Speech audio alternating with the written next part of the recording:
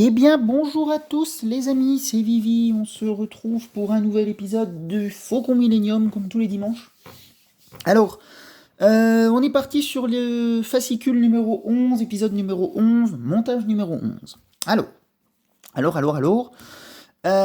comme d'habitude, on va regarder un petit peu ce que le fascicule nous apporte. Alors, le démarrage et le décollage, voilà ce qu'on va parler donc dans ce fascicule numéro 11. Et on va voir ça ensemble. Donc, tac, on passe ici. Le vaisseau et ses caractéristiques. Alors, là on nous parle du chasseur de supériorité spatiale, le chasseur impérial TIE-LN. Donc je pense que ce vaisseau-là est quand même un vaisseau clé de Star Wars, on va dire. Il est très connu, mine de rien. Les petits chasseurs TIE, comme ils appellent ça, est un vaisseau à portée relativement courte. Donc on a justement dans beaucoup de scènes du film ces petits vaisseaux. Et moi je l'aime bien ce petit vaisseau. Bon, il aurait été très très simple à construire s'il avait fallu le faire en maquette, mais bon. Malgré que, il y aurait sûrement eu un détail et du coup peut-être il aurait pris plus de temps qu'on ne le pense. Bon bref. Les spécifications techniques de ce petit chasseur. TIE, alors, il fait 6,4 mètres de long.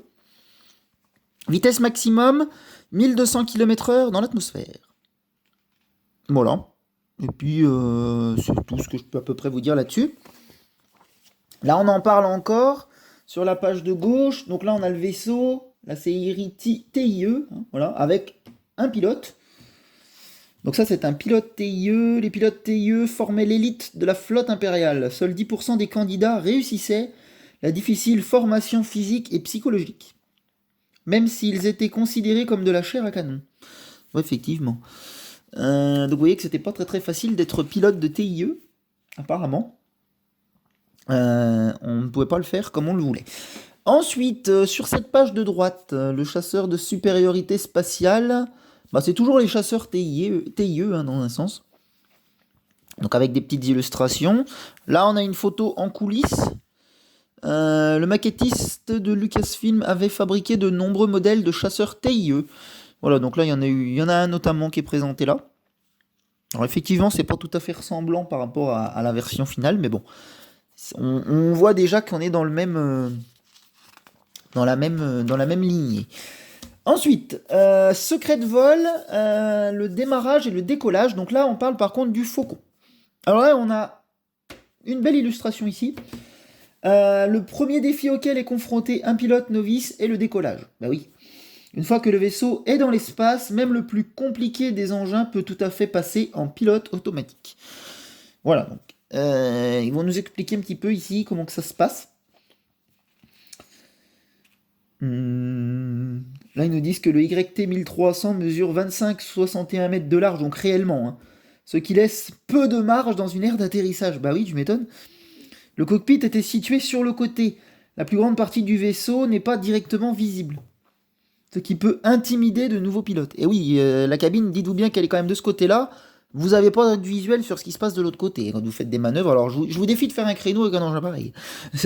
Non, c'est pas possible après. Enfin voilà quoi. Ici on a une très très belle explication avec des fléchages qui nous explique un petit peu comment se comporte le faucon en fait. Donc voilà, on nous explique que oui, le poids le tire vers le bas. Enfin le tire vers le bas. On a besoin de portance, donc qui monte vers le haut du coup. Et voilà, on a en partie 1, parce que on va avoir je pense d'autres parties par la suite. Là on a une traînée en arrière et la poussée vers l'avant. Voilà. Donc je trouve que c'est hyper bien foutu. Alors après, il faudrait vraiment prendre le temps de lire. Moi je vous dis en détail, je me suis déjà amusé à lire tout ça. Genre dans le lit le soir avant de dormir, c'est pas mal. Mais là en vidéo, ça serait beaucoup trop long. Donc je passe vraiment vite.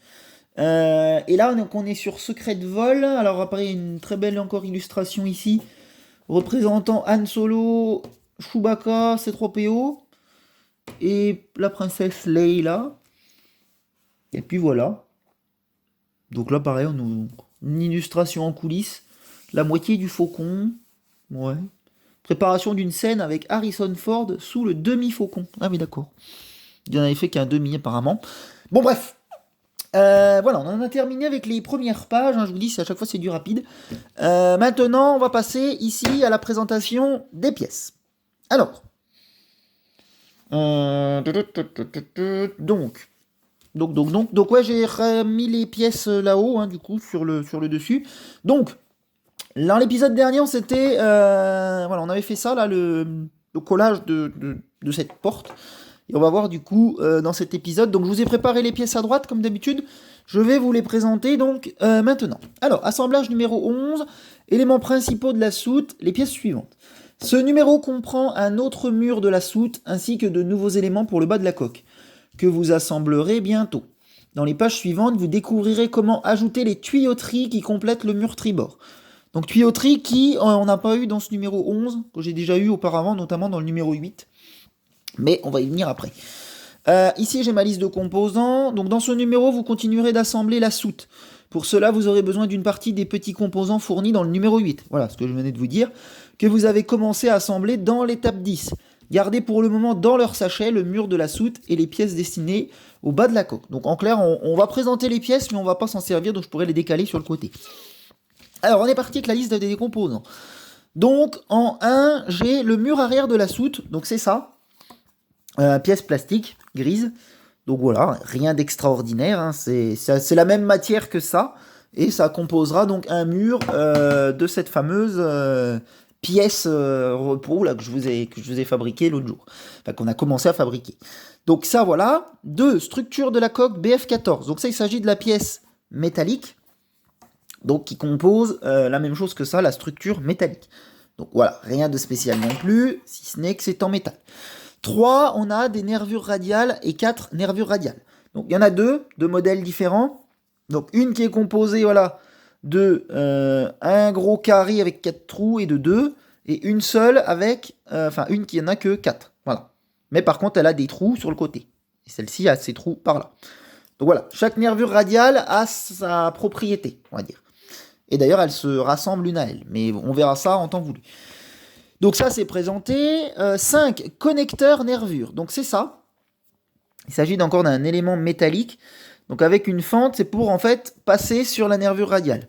Donc je vous fais un exemple ici, vous voyez, les trous vont revenir se remettre dans ces trous-là. Et on va mettre une vis pour serrer le tout. Donc voilà. Alors je m'excuse, je reçois des SMS en même temps avec mon téléphone. Du coup, je lisais le truc, c'est pour ça que vous avez un vide. Ensuite, on a de la vis. Alors, vis x2 plus une de rechange, donc c'est celle du haut. Des vis en laiton qui ont un filetage plus épais. 7, vis x6 plus une de rechange, donc ça, il s'agit des petites vis noires qu'on a déjà vues. 8, vis x12 plus une de rechange. Donc ça, c'est ce qui est dans le sachet, je ne les ai pas ouvertes. Ce sont notamment les vis grises avec une tête sur le dessus, là. Qui servent au truc plastique. Donc ça, vous voyez, on s'en sert pas pour le moment, c'est pour ça que c'est pas déballé. Et on n'est pas encore pas prêt de s'en servir. 9, vis x4 plus une de rechange, donc c'est celle-ci.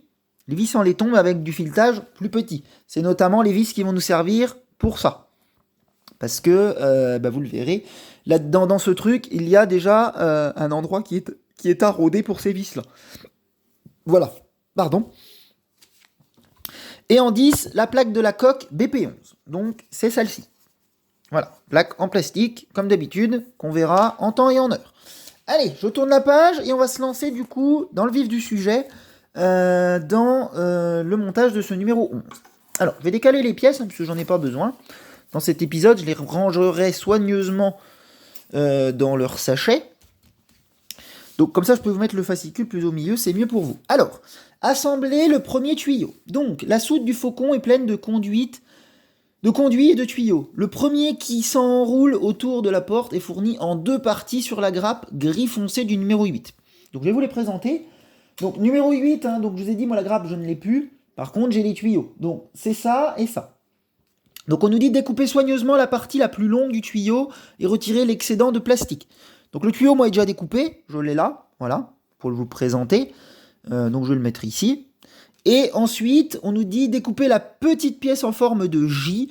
Ne la perdez pas, elle peut facilement tomber quand vous la détachez. Donc, c'est ça, la petite pièce en forme de J. que j'ai, donc moi qui s'était un petit peu abîmé quand je l'ai décollé, mais c'est pas grave, vous allez voir. Je vais réussir à y remettre, il n'y a pas de souci. Une fois collé, ça se verra pas. Donc je vais la mettre là pour pas la perdre, mais c'est ça. Ensuite, il y a un petit ergot au bout du tuyau et un petit trou sur la pièce en forme de J. Donc moi j'ai plus vraiment le trou, mais je vous ai dit avec la colle ça va tenir. Assemblez-les sans les coller pour vous assurer qu'elles s'emboîtent bien. Alors ça malheureusement moi je vais pas pouvoir le faire. Mais ça doit donner ceci. En fait on aura le petit bout de J là qui va se rajouter au bout de ce gros tuyau. Donc moi ça je vais le faire en off comme d'habitude, ça va être plus facile pour moi justement. Et je vous reprendrai du coup avec le J qui sera collé dessus et qui sera présenté sur la porte. Voilà, je vous reprendrai donc à ce niveau-là, dans un premier temps, avec ce schéma-là. D'accord? Donc le tuyau doit ressembler à ceci, vérifier qu'il s'assemble comme indiqué dans l'étape 5, puis coller les pièces avec une goutte de superglue. Donc c'est ce que je vais faire. Insérer le bout A dans le trou indiqué par la flèche et installer le tuyau autour de l'encadrement, comme ci-dessous. Une fois que le tout est bien installé, coller l'ensemble avec quelques gouttes de superglue. Donc c'est exactement ce que je vais faire. Donc je vais coller ce tuyau avec le petit J sur la porte. Et je vous retrouve donc quand j'en suis ici, avec le tuyau qui est collé. Voilà, tout simplement. Et ensuite, on continuera une prochaine étape avec la tuyauterie qui est blanche. Allez, je vous dis à tout de suite les amis. Ok, ben voilà qui est fait. Donc j'ai collé le fameux tuyau, donc comme ici. Donc je vous montre plus en détail ce que ça donne. Alors je suis assez content du résultat, puisque mon collage ne se voit guère, honnêtement. Alors on voit qu'il reste un petit peu de colle dessus, enfin on aperçoit quelques gouttes de colle, mais bon, j'ai envie de dire je peux pas trop faire autrement. Mais je suis assez content parce que le tuyau c'est quand même très bien réadapté sur l'autre, et du coup voilà. Donc ça nous donne ça, la pièce. Une fois collée, hein, maintenant elle ne bouge plus, vous pouvez voir. Alors je vais pas non plus tirer comme un bœuf dessus, c'est pour le but, mais voilà, ça tient bien. Donc c'est cool. On va pouvoir continuer. Alors, tac, je vais reposer ça là. Et du coup, en étape numéro, on va dire 2, hein, donc ça nous dit terminer la tuyauterie. Donc c'est ce qu'on va faire. Là, on était sur du tuyau couleur noire, gris, et maintenant on va passer sur du tuyau couleur blanche. Alors, terminer la tuyauterie, les autres tuyaux se trouvent sur la grappe gris clair fournie dans le numéro 8. Pièce 6, référez-vous à l'image numérotée ci-dessus pour savoir où vont les pièces. Donc ici, moi j'ai une grappe avec les numéros, donc elle va beaucoup m'aider pour recoller. On a 1, 2, 3, 4, 5. Et du coup, je dois avoir un plan. Non, il n'y a pas de plan en fait. C'est oui, ils nous disent dans l'ordre. Découpez soigneusement la pièce 1 de la grappe. Voilà, donc ils vont vraiment nous expliquer chacune leur tour. N'hésitez pas à tester vos pièces avant de les coller. Les pièces 3 et 4 ne sont collées qu'en haut. Cela leur permet de s'insérer librement comme indiqué à l'étape 4 de la page 10. Donc c'est ici que je vais vous montrer ça. À l'étape 4, voilà ici, on voit que les bouts de tuyaux vont rentrer dans la base ici. Et du coup, là il nous le montre. Vous voyez, les deux tuyaux blancs en bas sont pas collés parce qu'ils doivent s'adapter là-dedans. Mais ça, je vous le montrerai quand on en aura terminé. Là, ce que je vais faire dans un premier temps, les amis, je vais coller du coup toutes ces pièces blanches. Donc étape 1, 2, 3, 4, 5, 6, 7, 8, 9, 10, 11, 12, 13, 14. Enfin, je vais aller jusqu'à là. C'est pas compliqué. Je vais vous retrouver avec ce schéma-là, avec toutes mes pièces blanches. Donc au total, je devrais en avoir 1, 2, 3, 4, 4 pièces. Voilà. Et puis donc, je vous reprendrai quand j'en suis là. Et on fera donc l'essai, puisque c'est ce qu'ils nous demandent de faire ici. On fera l'essai ensemble, donc sur ma plaque, moi, avec le fameux siège, pour voir du coup si mon collage fonctionne. Mais moi, je vais l'essayer avant, vous vous doutez bien que je ne vais pas vous reprendre en vidéo si ça ne fonctionne pas. Mais bon, bref. Donc voilà, j'ai un petit peu de boulot avant de vous reprendre. Et puis je vous retrouve quand c'est collé, hein, puisque c'est pas intéressant pour vous, je vous dis de voir les étapes de collage, hein, vous préférez voir quand c'est terminé. Puis chose que je comprends, hein, moi je serai dans le même cas que vous. Donc je vous dis à tout de suite.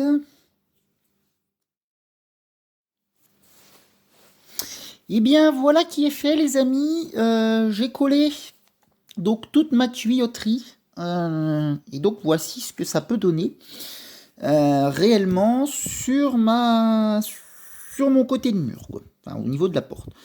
Donc ça rend plutôt bien. Moi je trouve que c'est chouette. Bon alors bien sûr, moi je sais déjà ce que ça ressemblait puisque je l'avais déjà fait. Mais pour vous peut-être qui suivez donc ce truc puis que vous l'avez jamais vu, ça peut peut-être vous surprendre un peu, je sais pas. Mais c'est quand même pas mal. Donc du coup on en est réduit à cette étape-là, hein. On en est arrivé à la même chose. Vous voyez, c'est quand même très ressemblant. Donc c'est cool. Ce qui a été le plus galère pour moi, c'est peut-être quand même ces deux tuyaux là, parce que il faut vraiment bien les mettre avant de les coller, parce que donc ils bougent en bas, hein, moi il n'y a pas de problème, parce que vous allez voir qu'on va devoir faire une étape par la suite où il faut qu'ils bougent un peu. Donc ce qu'on va faire après, mais par contre juste pour finir sur ça, ici là sur cette dernière page, on a les décors donc en coulisses réellement, et du coup on arrive à retrouver les tuyaux que j'ai installés donc en plastique là sur la maquette, on arrive à les retrouver réellement à leurs endroits. Donc là par exemple on voit ici les deux tuyaux blancs qui sont là. Donc après bien sûr il n'y a pas la couleur avec les petits zébras rouge-bleu, mais bon, il faut quand même pas non plus pousser. On retrouve bien le tuyau gris et le blanc qui sont ici. Alors ils n'ont pas tout à fait la même forme au millimètre près, mais en tout cas on ressemble, la forme ressemble. Et celui qui passe en haut ici, qui est du coup là, voilà, donc il est bien tordu dans le même sens. Donc on est parfait hein, finalement niveau tuyau. Là on retrouve la banquette qu'on va voir là-bas avec la table d'horloger ici et la station de commande là-bas qu'on avait préparée dans un épisode précédent. Alors on va faire la dernière étape. Donc ça par contre je vais le faire avec vous en vidéo. Donc on va virer le cockpit puisqu'on n'en a pas besoin. Je vais reprendre cette partie-là. Oups, j'ai bougé la perche. Donc, je vais mettre ça comme ça. Et donc, on nous demande de tester tout simplement donc, ce que j'ai collé ici, la soute avec les tuyaux. Enfin, la partie de mur avec les tuyaux. Même si la soute n'est pas encore prête pour être assemblée, définitivement, vous pouvez tester le mur tribord pour voir le résultat. Et donc, c'est ce que je vais faire pour vous montrer un petit peu ce à quoi ça va ressembler. Donc, j'ai bien mon mur terminé. On nous dit... Prenez le mur assemblé et alignez-le avec le sol comme indiqué. Donc, comme ceci, ça va du coup se situer ici. Donc, comme sur le plan, hein, on va avoir la porte qui arrive au niveau du siège, enfin du canapé. Le sol est bordé d'une rainure qui comporte 2 trous d'assemblage, comme l'indiquant les flèches. Donc, on nous le montre ici. Insérez les 3 ergots d'assemblage à la base du mur dans les trous du sol. Il suffit de pousser vers le bas pour que les deux parties s'emboîtent. Assurez-vous que le bout des 2 tuyaux gris clair s'insère dans les trous ovales du sol. C'est ce que je vous ai dit un petit peu plus tôt. Il faut bien que ma base de tuyau, là, donc qui n'est pas collée, s'insère ici. Vous voyez, il y a un trou. Enfin, on nous a fait un truc ovale. Et du coup, les 2 tuyaux vont venir s'y mettre. Mais je vais vous montrer ça. Gris clair s'insère dans les trous ovales du sol. C'est la raison pour laquelle vous ne collez que la partie du haut. Voilà. Donc, nous, ce qu'on va faire... On va faire le test ensemble en vidéo pour voir du coup si ça s'adapte. Mais vous inquiétez pas, moi j'ai déjà fait le test de mon côté et je sais que ça s'adapte. Vous voyez, ça s'adapte parfaitement. Et voici ce que ça peut donner une fois assemblé. Donc j'ai bien mes ergots, voilà, qui sont l'un dans l'autre. Tac, tac, tac. Alors c'est ici que c'est peut-être un petit peu moins, donc je vais pousser un petit peu. Il y a peut-être quelque chose qui me gêne, mais je sais pas. Je regarderai moi ça de mon côté. Peut-être c'est pas grand-chose. Bon, en tout cas, le résultat est là. Je trouve que c'est le tuyau qui force un peu dessus. Je vais voir, sinon j'en couperai un bout si jamais je vois que c'est trop long. Je vais y arranger. C'est pas un souci. Je vais y arranger. Mais voilà. Et donc du coup, ça fait l'effet que les tuyaux sortent du sol, pour le coup. Et du coup, au-dessus du canapé, voilà. Donc ça a quand même de la gueule, vous verrez une fois que tout sera assemblé, parce que tout le tour, il y aura du mur, du coup.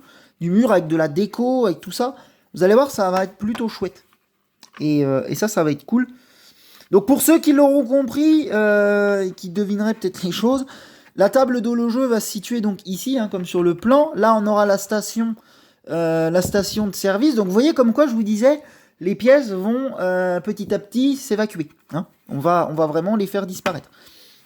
Et voilà pour le moment ce que ça peut donner au niveau de notre maquette. Donc c'est cool. Allez les amis, je vais poser ça là-haut. Je vais peut-être même le mettre au milieu. On se termine la vidéo comme ça. Et puis je vous retrouve à l'épisode 12. Donc on est bien à la dernière page de ce numéro 11. Je vous retrouve à l'épisode 12, donc pour la suite du Faucon, dimanche prochain. Qu'on continue le montage ensemble. Allez, Ciao les amis et à la prochaine.